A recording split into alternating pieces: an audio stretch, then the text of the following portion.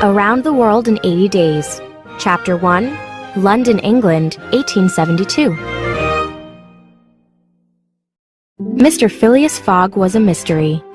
No one knew how he had made his fortune, but there was no doubt that he was rich.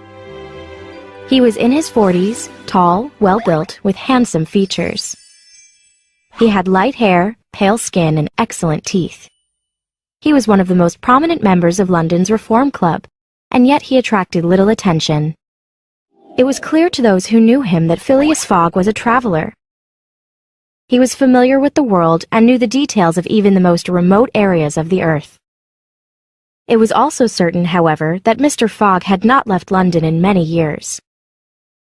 He lived a quiet single life with no wife or children to keep him company, and his daily routine never changed.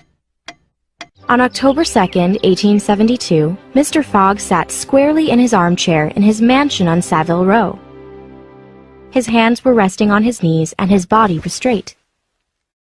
He was watching a complicated clock that told the seconds, minutes, hours, days, months, and years all at once.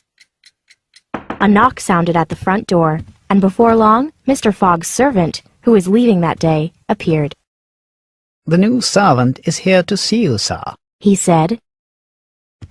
Then a young man about 30 years old entered the room and bowed. "You're a Frenchman, I believe." Asked Phileas Fogg. "And your name is John?" Jean, if monsieur pleases. Replied the newcomer. My name is Jean Passepartout. My surname suits me because I have a natural ability to move from one business to another.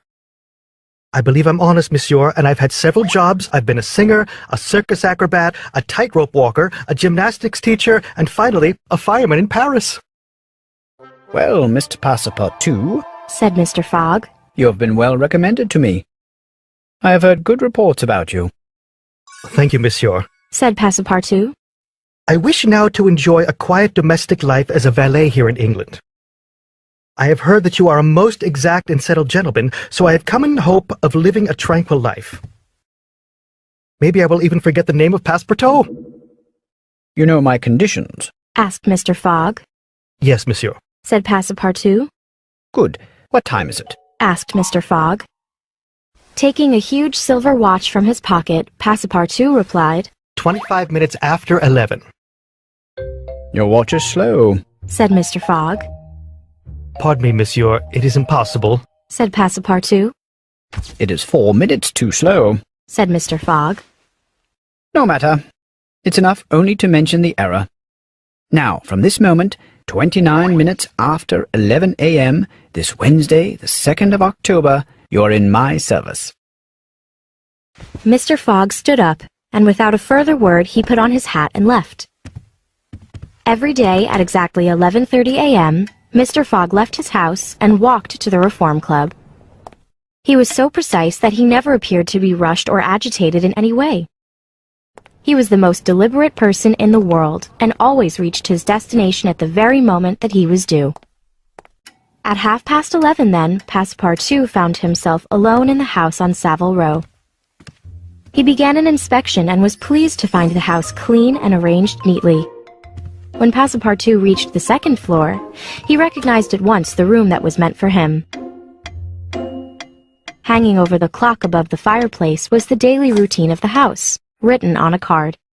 It explained Passepartout's duties, from 8 in the morning, when Mr. Fogg got up, until 11:30, when Mr. Fogg left for his club.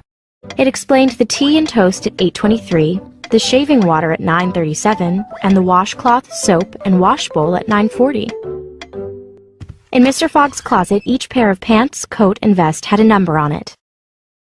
This indicated the time of year and the season when it would be worn. Mr. Fogg used the same system for his shoes as well.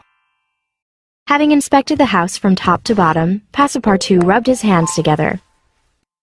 This is just what I wanted, he said.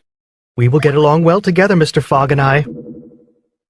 Meanwhile, Mr. Phileas Fogg had put his right foot before his left foot 575 times, and his left foot before his right foot 576 times, and reached the Reform Club. He immediately went into the dining room and took his place at his usual table, which had already been set for him. Phileas Fogg's lunch consisted of a broiled fish with sauce and a slice of roast beef garnished with mushrooms. He also ate a rhubarb and gooseberry tart and a morsel of Cheshire cheese. The entire meal was washed down with several cups of tea. Mr. Fogg rose at 13 minutes to 1 and went into the large hall. He found his regular chair in his regular corner and happily sat down to pass the afternoon as he did every day, quietly reading the newspapers amidst the comfortable and lavish surroundings of his club. Hello. I am Jean Passepartout, and the year is 1872 during the Victorian era. London is the largest and most modern city on earth. Its streets are very crowded with people and horse-drawn carriages. Below the streets, trains, which were invented less than 50 years ago, travel through the London Underground. A lot of great scientific discovery has occurred lately. At night, London streets are now lit by gas lamps. If you have an urgent message to send, you can send it by electronic wire using Morse code.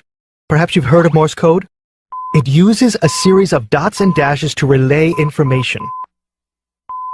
London is the capital not only of England, but also of the vast British Empire. Queen Victoria rules over almost 1/4 of the Earth's land. People often say the sun never sets on the British Empire. That's because it's always daytime in at least one of the Queen's territories,